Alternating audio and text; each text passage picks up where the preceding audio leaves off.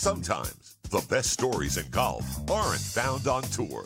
You'll find them at the back of the range. And here's your host, Ben Adelberg. Welcome to the Back of the Range. I am your host, Ben Adelberg. This is episode 98. Getting closer and closer to episode 100. Hard to believe that the Back of the Range Golf podcast will reach triple digits in just a couple weeks.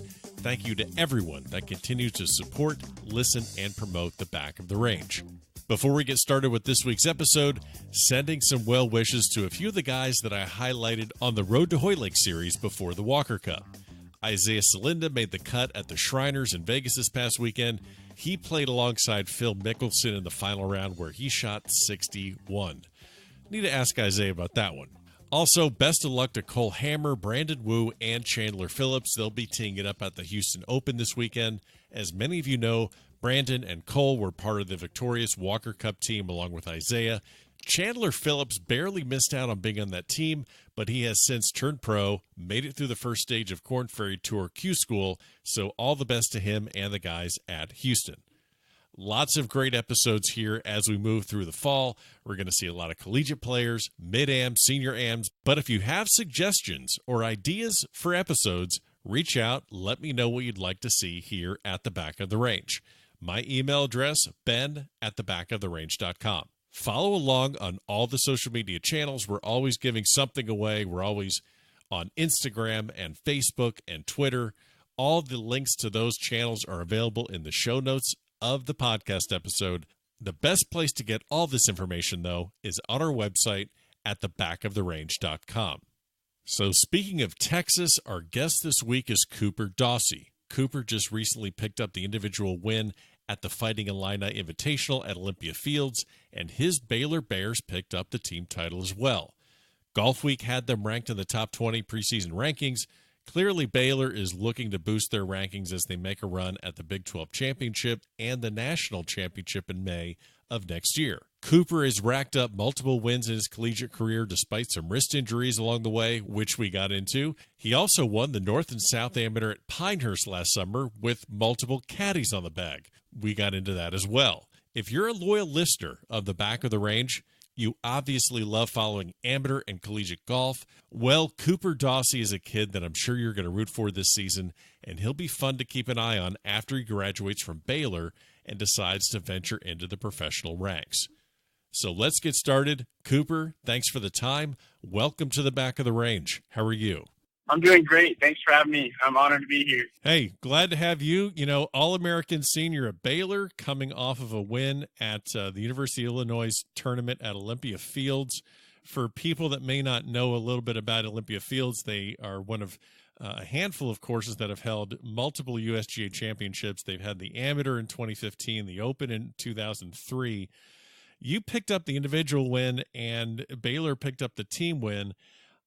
I think a lot of people that are casual followers of college golf see these massive, crazy low numbers that college players shoot. You know, they shoot 65s like they're going out of style. There were about 80 or so players in this field, and only 3 of them finished the 54 holes under par. You won with -4. Tell me about that golf course, that tournament. You've played it multiple times. Tell me about that tournament a little bit. It's probably one of the strongest tournaments in college, just in terms of the players that are there and the teams that are there.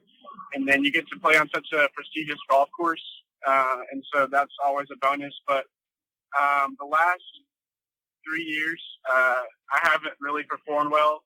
I've probably finished outside the top 30 in the last couple of years there. And it's just a really demanding golf course. The rough is thick. And that week, we had a little rain the last day, but it was kind of windy throughout the week, and so that's why the scores were not as low as, you know, a normal college event. But I don't know. I really haven't played well there, and I've done a lot of stuff in my swing and mentally to get better. And this week, I guess going into this year, I felt a lot more confident than I ever had. And I hit a bunch of fairways. That's really important out there. Sure. Because it's very penalizing to be in the rough. And so, I don't know, the putter got hot the last day, and I was able to have a big lead going into the last two holes because I almost gave it away. But it was a good week for me personally, and but man, just to get the team win was really special too. Yeah, and that's a kickoff to your senior season, and obviously that place, because I spoke with Coach Mike Small of Illinois last year, and that tournament just seems to just kind of, it's like, all right, welcome to the season, and you just kind of get kicked in the mouth with that place because you're playing at about what, like 7,200 yards. It's a par 70. Yes, sir. Yeah, so that place is just no joke. But so to come out of there with a win, I'm guessing that's got to be one of the toughest setups you're ever going to see in college golf. Absolutely. I think it's like I said, it's got a really strong field, but the golf course itself is just brutal. It's really easy to make a bogey, and so you've really got to miss in the right places. And I think I only missed it short-sighted one time all week, which is rare for me. So I played smart, and I guess playing smart, on a hard golf course pays off. Yeah, well, you picked up a win in your freshman year. I know you're an All-American, and you have a win in your sophomore year at the Royal Oaks. We'll get into a little bit more of your accomplishments. I definitely want to hit back on confidence because I want to ask you a little bit about some of the injuries you've dealt with in your college career. But before we go into you as much, let's talk a little bit about your family's connection with Baylor. You are far from the first in your family to go to Baylor, and I would imagine far from the last. So let's see, 30 to 40 family members on both sides, both your mom and dad's side, have gone to Baylor. Is that correct? Yes, I think that's around 35. Okay. So I think I'm like a fifth generation Baylor Bear on both my parents' sides of the family.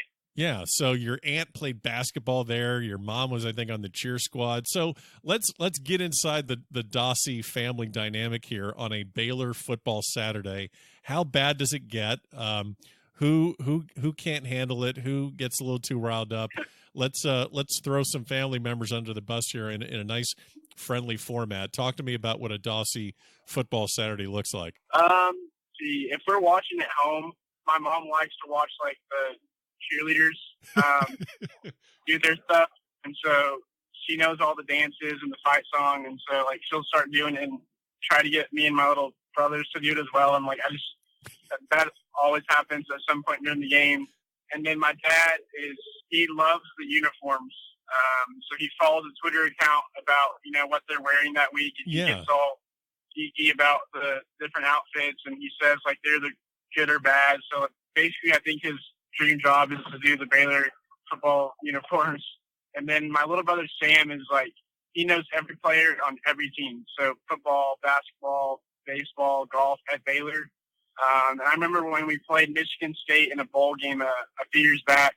I don't remember the year it was, but I think we lost by either a field goal or a touchdown. And he started crying like super hard and just bawling. And he's super connected with the football team. So, and then to be honest, my brother Luke is a freshman, and we like going to the games, and we root for them, but we're not like as connected as our parents and my little brother. Right. But we're always screaming if good things happen.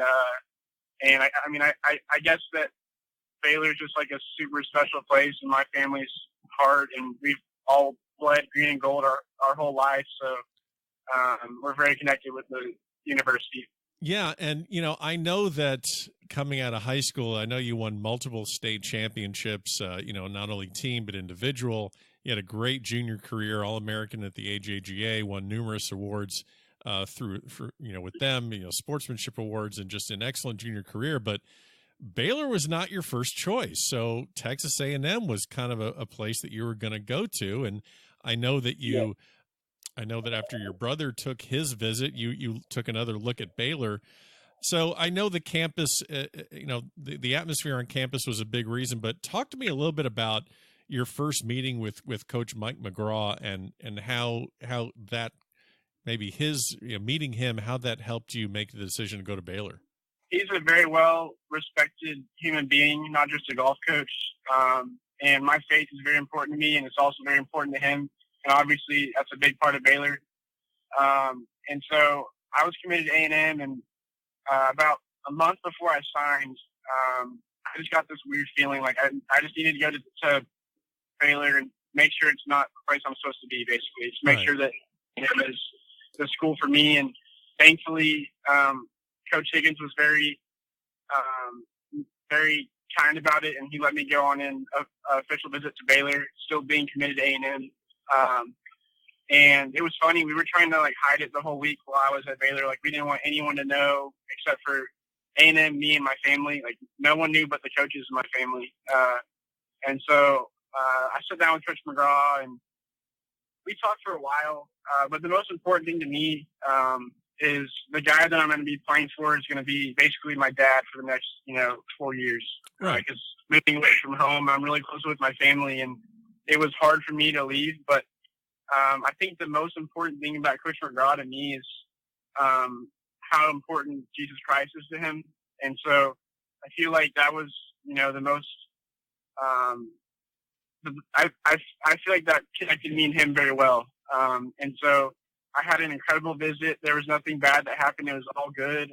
But I remember walking into the business school, and I thought I was going to be an accounting major, and that didn't work out. But at the time I did think I was, and it was just a really special place. And I just, got this tingling sensation, this really weird feeling that this is my home. And Coach McGraw and Coach Flagg were just two incredible men, and I just could really see myself being here. And it was probably one of the hardest decisions I've ever had to make because, I didn't want to be disloyal to A&M, but I knew that God wanted me here, and it's definitely the best decision I've ever made, just to come to Baylor and play for him. Very well said. It sounds like you really took that decision to heart. And, for people that aren't familiar, Coach McGraw was at Oklahoma State, won a national championship there. That's the guy that recruited names like Fowler and Mahan and Charles Howell III and go down the list.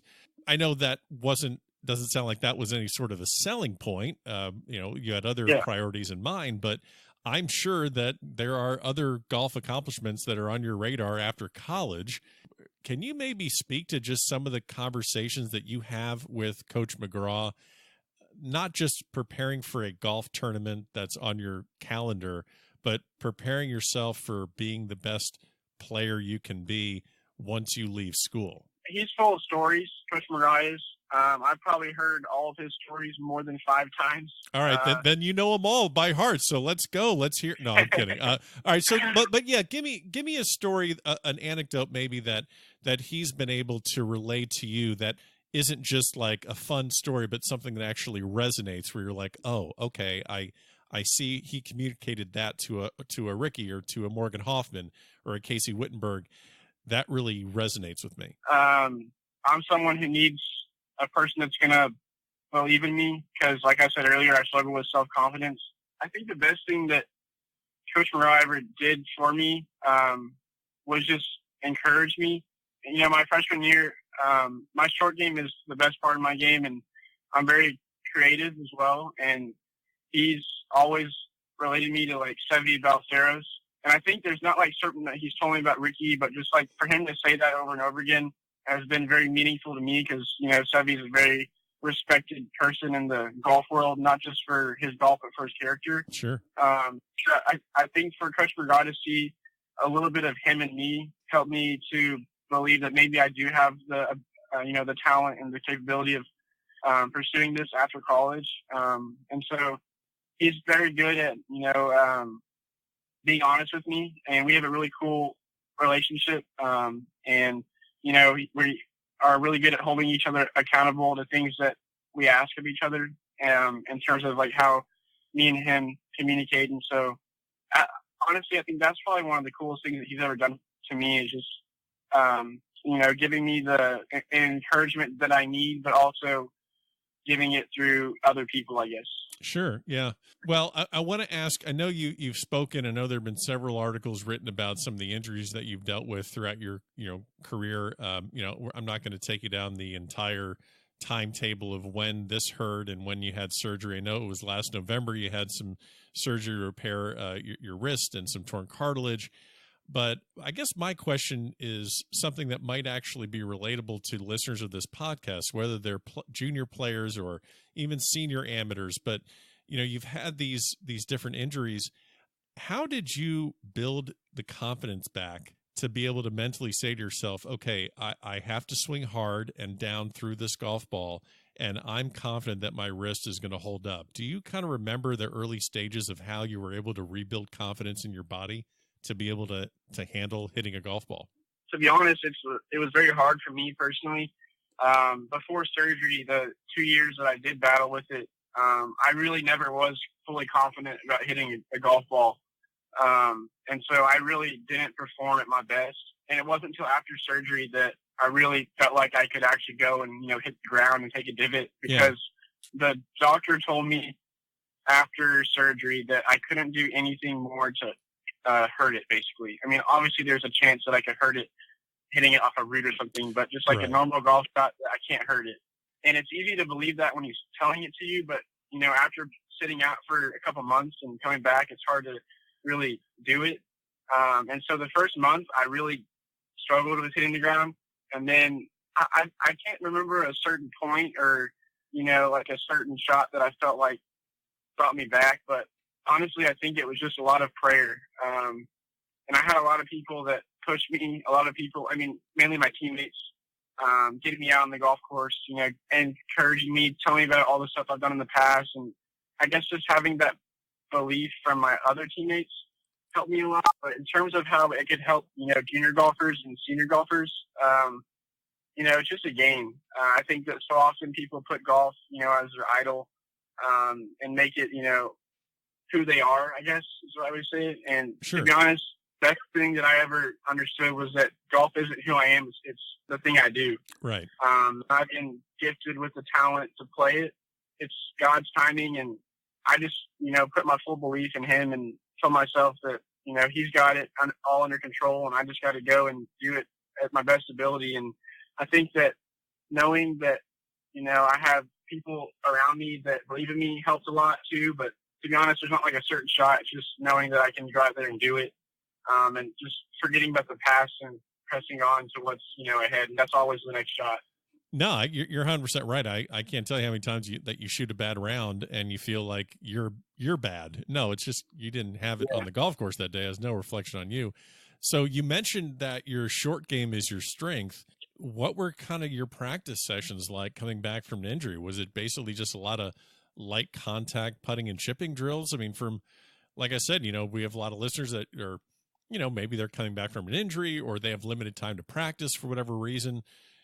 How did you get the most out of your practice sessions, while trying to rehab, so to speak? I owe all of my comeback to my trainer, Austin, who's now with the Patriots. He was at Baylor, but he got a better gig at the Patriots. But man, you might have just lost a lot of my listeners with saying New England Patriots, but we're gonna press on. We're gonna press on anyway. It's okay. I can edit that out. No, I won't edit it out. I'm not a Patriots fan, but no, he made a really strict schedule for me every single day when I came back, and a lot of it started out just putting, and I wasn't allowed to hit anything off turf when I came back. Yeah, it was all tees. Like I can't tell you how many tees I broke, just hitting wedges, and I hit some chips off tees, bunker shots off tees. I mean, there was no contact with the ground for probably 2 to 3 weeks, and it was hard because out of habit you just put a golf ball down, chip it, and so, but that was.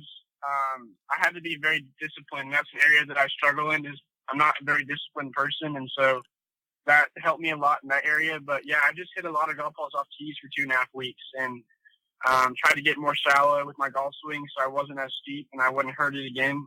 But that's that was really difficult, but it was also kind of fun. Having to hit shots like off tees that you have no idea that you've never done that before. Like, I don't know, it was kind of cool hitting a bunker shot off a tee and getting it to spin real quick. But then after 2 to 3 weeks, I kind of progressed into hitting full swings off tees. And I started, when people go to the range, normally they hit wedges first and then they go up to their driver or whatever. And I actually started backwards. I started with my driver and hit the clubs that wouldn't take as big a divots, I guess. Yeah. And so the wedges have always been hard for me just because I do take big divots with my wedges. And so that was the hardest part to get back to. And I tried to, save it for as long as I could. So I knew that when I did get to the wedges, I was able to hit them. So this is an injury that not only had you trying to rehab your body, but actually having to kind of re-examine how you're going to approach the game. So I'd imagine that taking spin off of wedges, off of short irons is now something you're pretty good at because you've had to learn how to minimize that downward descent through the ball. Absolutely. I think for the longest time, I've always been someone who likes to chip and hit like the stupid chips that no one ever practices. So I'm always hitting flop shots and trying to spin it out of bunkers, and I don't know. I just love seeing the ball spin, whether it's a full wedge and stuff. And so, that's good at a young age to do. But once you get to college, you're trying to control your spin, not spin it a lot. And so I think in that period of time, I really worked hard at dialing in my short irons and my wedges and getting really good at, being pin high at every shot inside 125 yards. Yeah. And so it definitely made me less steep and gave me the ability to be more consistent with my spin control. It's a shame that, and I'm going to date myself, but it's a shame that you're as young as you are, because you would have had a lot of fun when Balata golf balls were all the rage. Yeah. Because, do you remember the first time you got your hands on, a golf ball that, like a Pro V1 or some ball that had massive amounts of spin, and you're like, oh my God, this is completely different. Yeah, I remember going in the woods, back at home when I was younger and trying to find the Pro V1s and, taking them to the short game area and trying to spin them out of the bunker. Yes. It's crazy watching it do that. It's crazy what a golf ball can do. But, yeah, I just remember going hunting for golf balls when I was younger in the woods. Okay, so this is perfect. So you're a golf dork. You're a golf dork. Yeah, perfect. I am a golf dork. Okay, perfect. No, that's a good trait to have. Let's talk about your team. As we discussed, picked up a win. You're a senior, and there are several freshmen on your team this year. You got Eisenhart, you got Kiefer, you got Scott McNeely, who that name should ring a bell with a lot of the listeners. But you also have this guy named Luke Dossey. Yes, sir. Boy. You got your younger brother as a freshman, and you're a senior. Now, I know I know you want to immediately, say great things, but you got to at least make the freshmen pay their due a little bit. So, you're an upperclassman. You got to enjoy the aspect of being an upperclassman. So, what are some of the things that you see out of the freshmen on the team that you're immediately you praise them immediately and say, yeah, keep doing that. And then maybe what are some of the things you see out of them? And you don't have to throw each one under the bus specifically, but maybe what are some of the things that you see them doing that you as a senior immediately, jump in and say, hey, that's not the way to go. We don't do that here at Baylor. I guess I can go through each person and just do one for each, but perfect. I'll start with Johnny. Johnny Kiefer is an incredible golfer. He's extremely mature for his age, and he's stepped up and already, he's been a huge success for us and very important to the lineup so far. And I've already learned a lot from how he plays golf. And so I guess that's the good things. I guess I can throw him under the bus real quick. I know it's kind of soon, but last week in Oregon, he signed the wrong scorecard. So yeah, we don't do that at Baylor. Yeah, you don't do that. Don't do that at Baylor. No, but that happens, and it really stung. He was upset about it, rightfully so, and I think he was more upset about it hurting the team than it was himself. So I applaud him in that, and as much as I could give him crap for it, I think he's learned already about it, and I think it's going to make him better. So that's Johnny, and then Scout. I play with Maverick my freshman year, and I see a lot of Maverick and Scout's golf game. They have very similar golf swings, and very similar golf games, I guess you could say. And Scout is also very, very smart, just the smartest kid on the team. I guess you could call him a nerd. Okay. And then, I don't know, there's not much negatives about him. He's just very smart, very witty. I don't know. I guess no one studies as much as he does, so maybe study less. I don't know. And then Tyler. Tyler's a cool dude. He's very shy. I guess that's the only thing that I have to say about him that's bad is he just doesn't talk very much. So I guess talk more. But you'll break him out of that. He'll be fine. Yeah, he'll be fine. But he's a good kid. He's got a lot of game. I think that he's going to be good in the next couple of years as he gets, kind of older and more mature. And then I guess you're not supposed to have favorites on a team, but obviously Luke, he's my brother, and I'm always going to be picking him over everyone else. But sure. Luke and I have a really cool relationship. He's my best friend. Him and Sam, my other brother, are my best friends. And, I think it's very rare nowadays that, you're that close with your siblings. And, they know everything about me and I know everything about them. So Luke's a really solid kid. And I learned a lot from him off the golf course mainly. I guess the negative I could say is he can't beat me. And I'm not going to let him beat me. That's just, tough love because he's my brother. But there you go. I don't know. He's just a good dude. Everyone wants to be around him. He brings a certain energy to the team that everyone wants to be around. And, I think that if there's one thing I could give him advice on right now, it'd be to eat more and eat healthier and don't eat like me. Because if you eat like me, you're not going to be in good shape. So, well, we're going to get into that because I have a couple of questions about the campus life at Baylor. But you mentioned Luke, you mentioned Sam. Sam caddies for you in the stroke play portion of the North-South. Luke caddies for you in the match play portion of the North-South, and then you win at Pinehurst, which only two guys won at Pinehurst this past summer, and you and Andy Ogletree. So let's see who's the better. Boy, I'm really putting you in a bad spot, but that's all right. You can handle it. Better caddy, Luke or Sam? Oh, I know. God, they're so different. In terms of keeping me free, I'd say Sam. Okay. Sam's really good at making me laugh. And then in terms of getting mad at me when he needs to be, that's Luke. When I hit a bad shot and kind of overreact, I think he's good at that. So I think that if I could combine them into one person, it'd be the best caddy in the world. There you go. I don't know. I don't prefer to have either one of them. I'd rather have them both. And if someone is like at the USM, Luke had his appendix out, so he couldn't caddy, and Sam had to jump in, and I was completely fine with it. So they're both really good. They know my game really well, and that's really important. And they both know how to, because I don't like to talk about golf in between shots.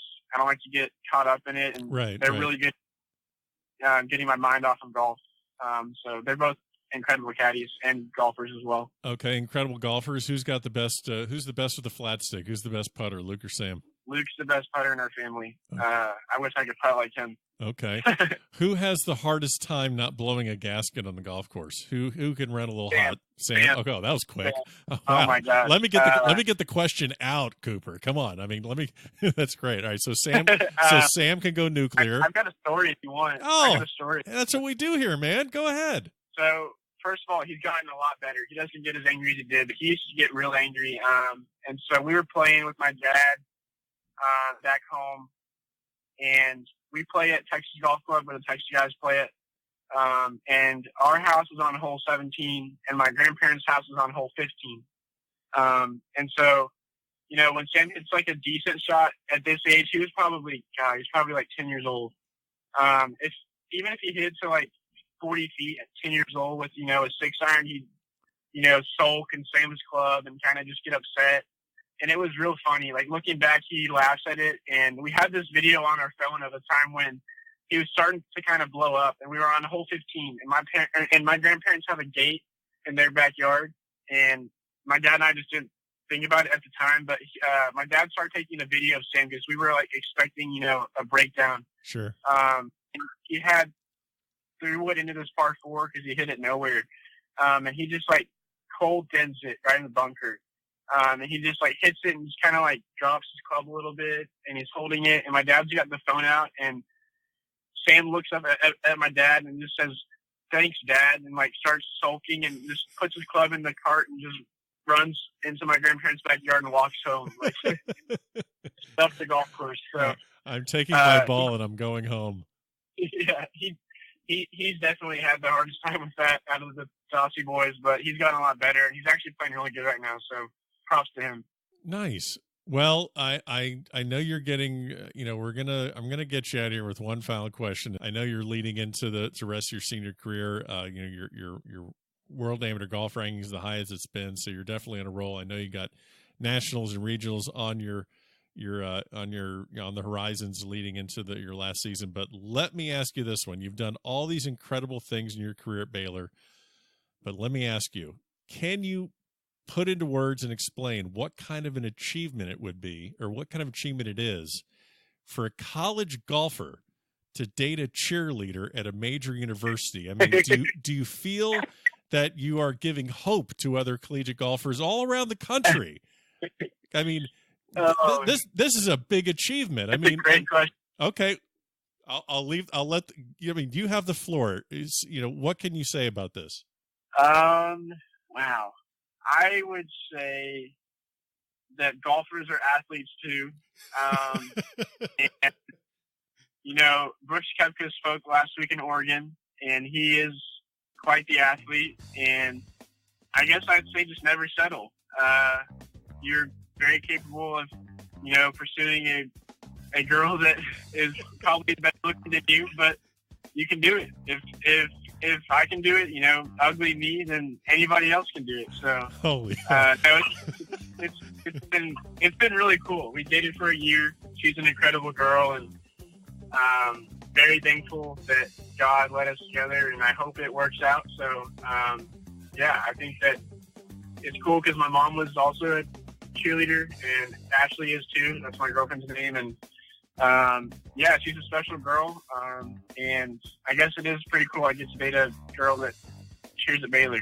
I don't know how you do it, man, but I mean, all the best. And I mean, that's your I mean, I know it's not a golf phrase, but you're out kicking your coverage, but keep doing it, man. Just don't think about it.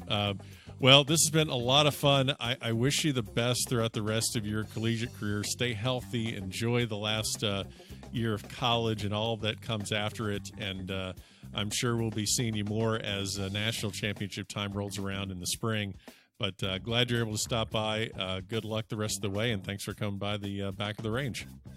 Thanks for having me. I had a blast. I've been, on Instagram, and I've seen your channel, and it's an honor to be on it. So I really appreciate you doing this. Thank you. And there you have it. Special thanks to Cooper Dossey of the Baylor Bears for joining us this week. Best of luck to him and the rest of the Baylor Bears as they make their run for a national championship. Don't forget, follow us on Instagram, Facebook, and Twitter. All the information you need, every single episode, is at thebackoftherange.com. So we'll see you next week for another episode here at the Back of the Range.